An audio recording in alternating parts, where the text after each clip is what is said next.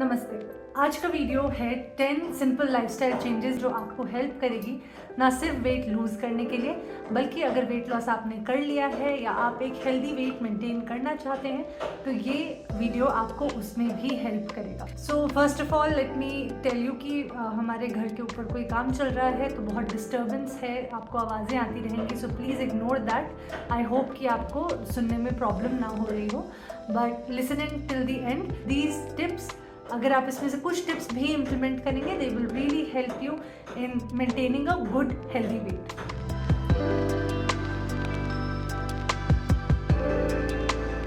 So the first tip is to do regular resistance training and cardiovascular exercises. Resistance training could be, weightlifting through dumbbells and kettlebells or resistance bands, or practicing yogasan by learning it from a proper teacher, or your body weight exercises. And cardiovascular exercises would be your running, your jogging, or going for walks or brisk walking.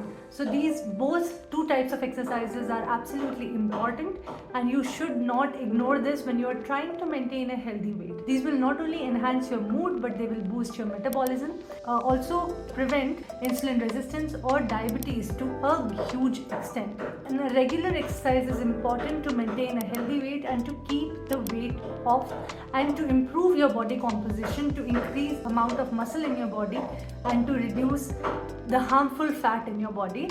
So exercise is something that you cannot forego, that you just cannot ignore.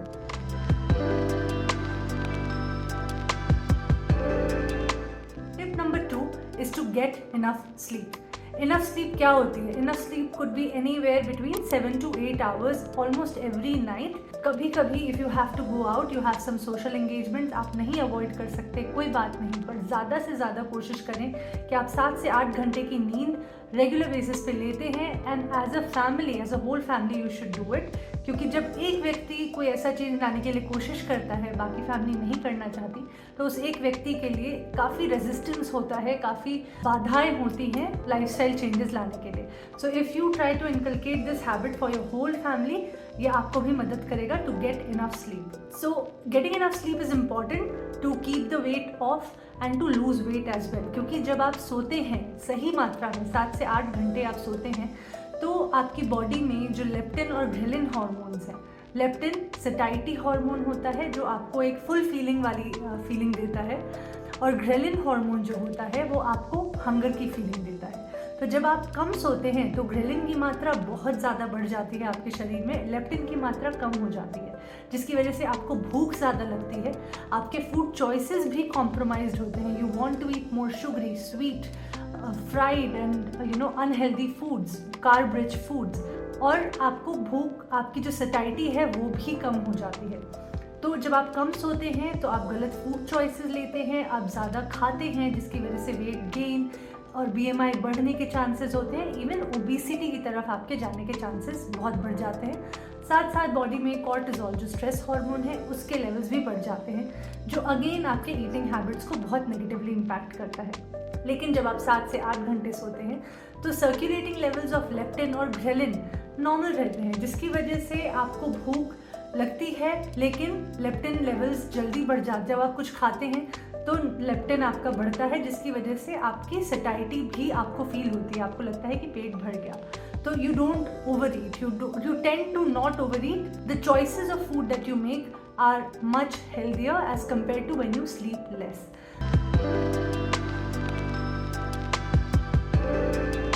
The third tip is to stay hydrated.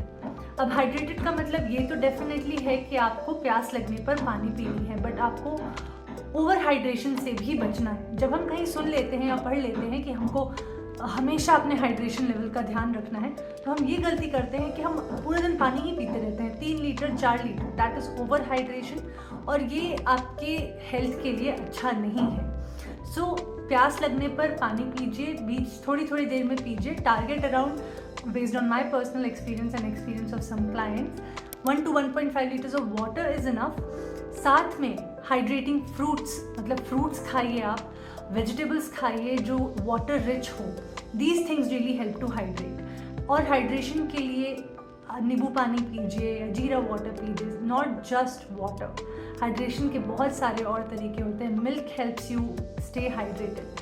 So पानी के साथ साथ आपको hydrating liquids, hydrating beverages, hydrating foods भी लेने हैं, क्योंकि कई बार क्या होता है कि जब हमें भूख वाली फीलिंग आती है, हमें लगता है कि हमें कुछ खाना है क्योंकि भूख लगी है, एक्चुअली वो प्यास होती है। तो ये जो फॉल्स हंगर क्यूज हैं, इनको भी पहचानिए। अगर आपको कभी शाम के समय, जनरली शाम के समय our body does not need food, dinner के पहले जो स्नैक का टाइम होता है, we tend to crave something, तो हमें भूख की फीलिंग दिखती है। तो try to drink like 1 glass of water और a glass of milk maybe, और उससे आप देखेंगे कि फिर आपको बहुत देर तक भूख नहीं लगेगी। तो ये समझ जाइए that was a false hunger cue. The fourth tip is to have enough protein on a daily basis, और इस प्रोटीन को डाइटरी सोर्सेज के थ्रू ही लेने की कोशिश करें rather than depending on protein powders और प्रोटीन शेक्स, क्योंकि कई बार प्रोटीन शेक्स में कुछ ऐसे एडिटिव इंग्रेडिएंट्स हो सकते हैं जो आपकी लिवर हेल्थ को बहुत डैमेज करें। So unless you are very well aware of how to choose good plant protein, तो अदरवाइज आप कोशिश यही करें कि आप अपने डाइटरी सोर्सेज से अपना प्रोटीन इंटेक पूरा करने की कोशिश करें, depending on your level of activity throughout the day, but on an average anybody can take around 0.8 to 1 grams of protein, 1 gram per kg of body weight of protein on a daily basis. So for example, if your weight is 70 kgs and you take 0.8 grams per kg of body weight of protein, then 0.8 grams into 70 kgs is 56 kgs of protein in one day. So space it out, इसको अपने meals में divide करिए। अगर दिन में 2 बार खाते हैं 28, या फिर बीच में कभी आपने स्नैक लिया तो उसमें थोड़ा सा वो प्रोटीन डिवाइड कर दें, instead of having the protein all at once, क्योंकि वो प्रैक्टिकल नहीं है। फिर और दूसरा ये कि प्रोटीन अगर आप अच्छी मात्रा में लेते हैं, इस तरीके से आप अपने प्रोटीन इंटेक का ध्यान रखते हैं, तो आपको बहुत ज़्यादा फूड क्रेविंग्स नहीं होती, क्योंकि प्रोटीन सेशिएटिंग होता है और वो आपकी क्रेविंग्स को कम रखता है। मसल रिकवरी में, मसल बिल्डिंग में प्रोटीन आपकी हेल्प करता है। So you tend not to eat the bad और द अनहेल्दी फूड्स, और you tend not to eat more than what you need when you are taking care of your protein intake. So take care of that. The fifth tip is to ensure that you are taking fiber as a part of every meal.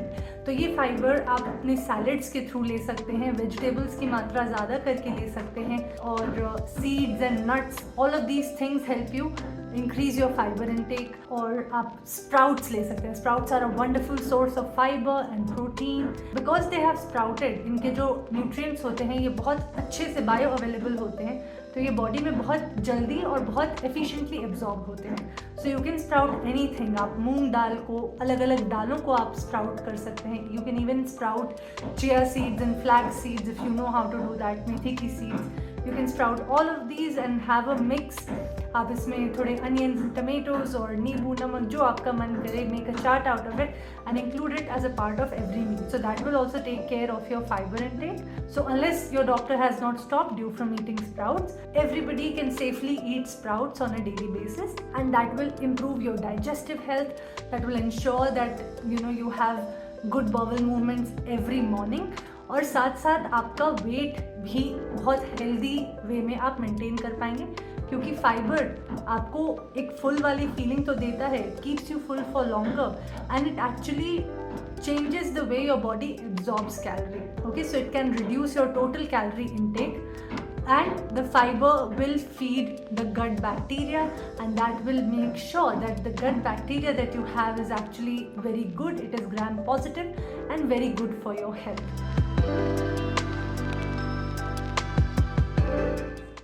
The sixth tip is to go for post meal walks. तो जब भी आप खाना खाएं, lunch हो, dinner हो, breakfast हो, तो कोशिश करें कि आप मील्स खाने के बाद भले ही 5 मिनट की, या अगर टाइम है तो 10 या 20 मिनट्स की भी स्लो या नॉर्मल पेस पर वॉक करने जाया करें. You can listen to a podcast, you can listen to some music, or you can talk to your loved ones, or you can do like your phone calls, और अगर meetings आपको phone पे attend आप कर सकते हैं, definitely do that. But go for post meal walks, क्योंकि ये बहुत इंपॉर्टेंट होते हैं. खाने के बाद जो ब्लड में हमारे ग्लूकोज स्पाइक्स होते हैं, ये उनको रिड्यूस करने में मदद करते हैं, हमारे बॉडी में फैट मेटाबॉलिज्म को इम्प्रूव करते हैं. Overall it improves our body metabolism जिसकी वजह से हम बहुत आसानी से अपना वेट लॉस मेंटेन कर सकते हैं और एक हेल्दी वेट भी मेंटेन कर सकते हैं। The seventh tip is to not deprive yourself or to have treat meals now and then. तो हफ्ते में एक बार, क्योंकि आप घर का खाना डेफिनेटली बहुत हेल्दी होता है, सबसे हेल्दी घर का खाना ही होता है, जिसमें fibre, probiotics, prebiotics, good fats, a little bit of carbohydrate, some protein is there, seasonal vegetables, आप फ्रूट्स खाते हैं बीच बीच में, all of that is absolutely important, essential, जो आप इग्नोर नहीं कर सकते. Sometimes you need to indulge your taste buds into something that you are craving for. So once a week, try to have a treat meal, something that you really want to enjoy. Like it could be a burger, it could be fries, it could be pasta, or anything like a dosa, anything that you want. But always don't ever decide कि अब मैं ज़िंदगी भर सिर्फ घर का खाना ही खाऊंगी, क्योंकि वो एक ideal scenario होता है. 99% of the people cannot follow that ideal scenario. For the rest of us, it is important to treat ourselves from time to time. So don't deprive yourself, so that वो घर का खाना आपके लिए punishment की तरह ना feel हो, and you look forward to the treat meal and you feel good about eating घर का खाना as well.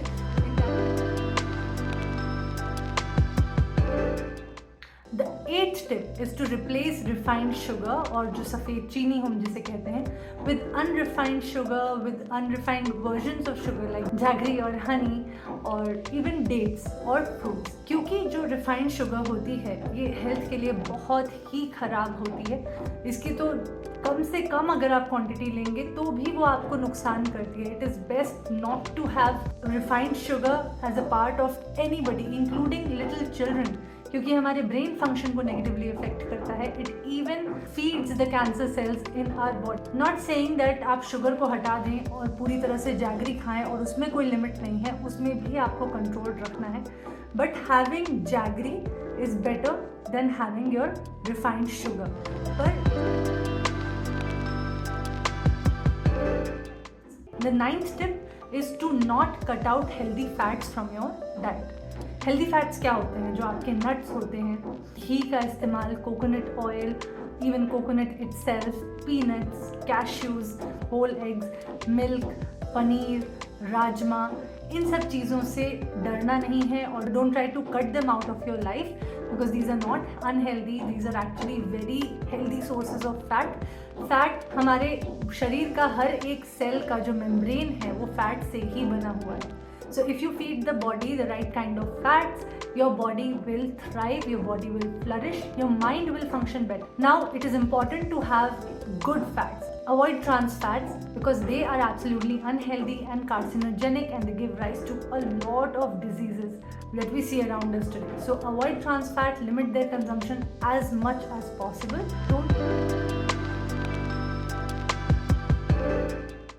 The 10th tip is to use good cooking oils. Yes, there is something known as good and bad cooking oils. Bad cooking oils में आपके सारे refined oils आएंगे, sunflower, safflower, soya flour, soybean oil, rice bran oil, canola oil, ये सब के refined versions. और bad cooking oils में आपके सारे वेजिटेबल सीड ऑयल्स भी आएंगे. जो मैंने अभी नाम लिए वो वेजिटेबल सीड ऑयल्स भी हैं. These are all pro-inflammatory bad cooking oils that change the molecular structure of every single molecule of our body, and they give rise to almost all the diseases that we know of today, including cancer, Alzheimer's, your diabetes and whatnot. They do a lot of damage in your whole body. They become toxic as soon as you consume them. क्योंकि जब आप इन vegetable seed oil से खाना बनाते हैं, भले ही ये seed oils cold pressed हैं, जब आप इनसे खाना बनाते हैं, जब वो गर्म होते हैं ये ऑयल्स, तो ये केमिकली अनस्टेबल हो जाते हैं. और जब ये केमिकली अनस्टेबल हो जाते हैं और हम इन्हें खाते हैं, तो अंदर हमारे जो मॉलिक्यूल्स हैं शरीर के, ये उनको रीस्ट्रक्चर कर देते हैं, जिसकी वजह से वो मॉलिक्यूल्स खुद टॉक्सिक या डिसफंक्शनल हो जाते हैं और फिर वो पैदा करते हैं बहुत सारी डेंजरस बीमारियाँ. सो अवॉइड वेजिटेबल सीड ऑयल्स, जिसे हम वेजिटेबल ऑयल्स भी कहते हैं या एडिबल वेजिटेबल ऑयल्स कहते हैं, and switch to good oil. Good oils में आपके घी होते हैं, कोकोनट ऑयल होता है, even peanut oil. These are very good fats, और ये आपकी बॉडी में फैट सॉल्युबल वाइटामिन्स के एब्जॉर्प्शन में बहुत मदद करते हैं. ये इसेंशियल फैट्स आपकी बॉडी को बहुत प्रोवाइड करते हैं, and there is nothing to fear about in these oils. And they help you cut the clutter कि आपको कभी सेसमी ऑयल बनाना है, कभी मस्टर्ड ऑयल में बनाना है. Don't worry about those are dangerous oils. Stick to these traditional natural oils. ये manufactured oils नहीं है, ये आर्टिफिशियली मेड ऑयल्स नहीं है. These are naturally occurring, so stick to good oils and you will see that you are able to maintain your weight very easily and you are able to even lose weight very easily.